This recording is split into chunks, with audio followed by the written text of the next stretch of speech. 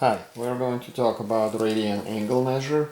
So we have degrees that you already know, but there's another unit of measure that we use for measuring angles, which is called radians, which is more universal because using degrees is only limited to using them in applications to triangles, whereas radians allows you to use it for a wider spectrum of applications. So what is an angle of 1 radian? An angle of 1 radian is an angle that's going to have an arc that's going to be intercepted by an angle, and the arc length is going to be the same as the radius. And that is actually a fixed length. To prove that, we're going to take a look. So how do we find an arc length of some arc?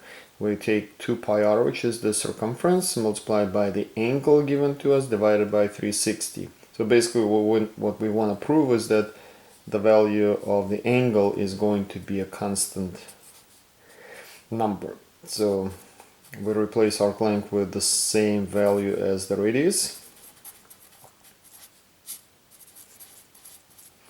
So radius cancels. We're going to have 1 equals 2 pi times the angle divided by 360 degrees. And what we need to do, we need to solve this. So we're going to get, we can simplify 2 and 360. It's going to leave you with 180 here. If we multiply both sides by 180, we're going to get that 180 equals pi times the angle, 180 degrees, and that means that the angle that we're trying to figure out is 180 divided by pi. If you divide 180 by pi, you get approximately 57.1 degrees. So that is an equivalent of 1 radian. Okay, we don't need to memorize that, it's just a number that we're going to have to know. So this ratio here, 180 divided by pi, is an important one to know. So a full circle is going to contain, because of that, 360 degrees or 2 pi radians, and 180 degrees contain pi radians. And then we can use this proportion to help us solve different problems. The first thing we want to do is we want to learn how to convert degrees to radians. So convert 60 degrees to radians. To convert from degrees to radians, we multiply by pi over 180. So we're going to take our angle times pi divided by 180. We can see that 180 and 60 will simplify. Sometimes numbers simplify, sometimes they don't. That's not really that important. And we're going to get pi divided by 3 radians. Convert 100 degrees to radians.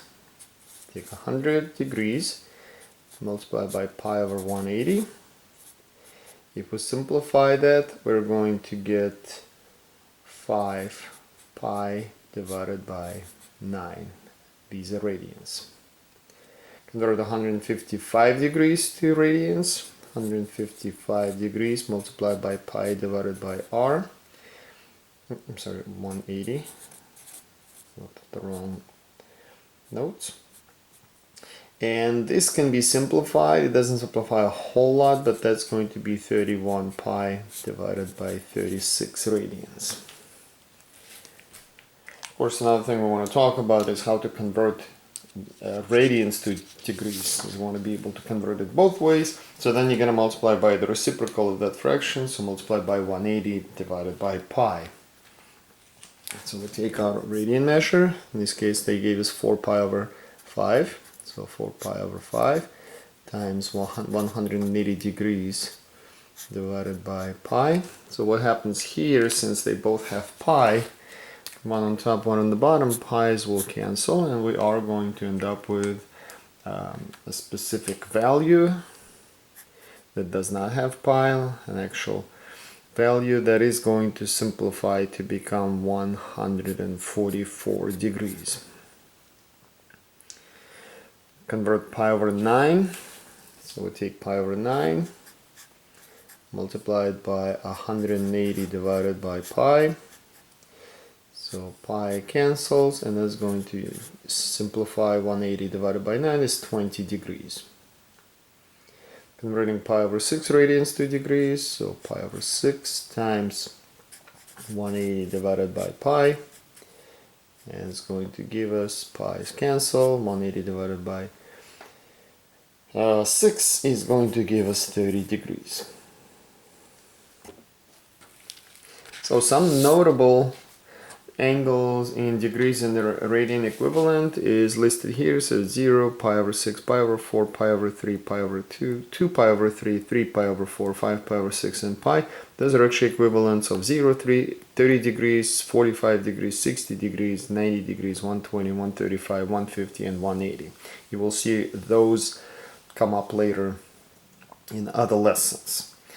Does the radian measure have to have pi in it? Absolutely not. We can have 0.8 radians. So how do we convert 0.8 radians to degrees so we can understand what it is? We take 0.8 multiplied by 180 divided by pi.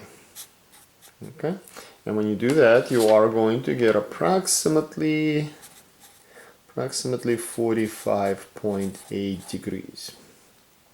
Convert 2 radians to degrees, so 2 times 180 divided by pi.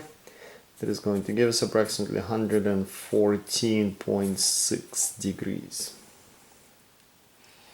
Alright, so it is very important. I want to make one quick note. Very important that you write degrees when it's degrees and when it's radian, because otherwise it's going to imply that you are dealing with radians.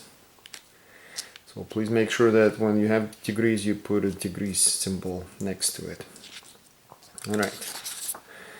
One other thing that we're going to talk about here, one last thing, is how to calculate arc length using radians. It's actually going to be a lot easier than it was with doing this for when you use radians, when you use degrees, because when you use degrees, this is the formula you have to use. So it's a fairly complicated formula. You have to take 2 pi r multiplied by the angle divided by 360. You try to calculate the arc length using radians. All you do is you multiply the radius by the angle given in degrees. So in the circle with radius 8, find the arc length intercepted by an angle of 1.5 radians. So the arc length is going to be 1.5 radians multiplied by the radius of 8, and that's going to give us 12 centimeters. In a circle with radius 18, find the arc length intercepted by an arc of 2.3 radians times 2.3, and that's going to give us 41.4 inches. Okay, and that completes this lesson.